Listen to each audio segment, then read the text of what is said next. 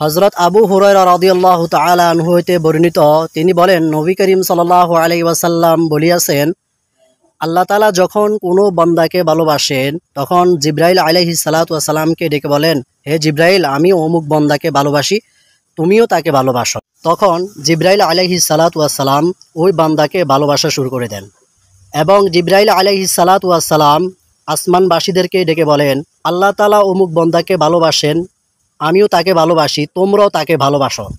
তখন আসমানবাসীরা ওই বান্দাকে ভালোবাসা শুরু করে দেন।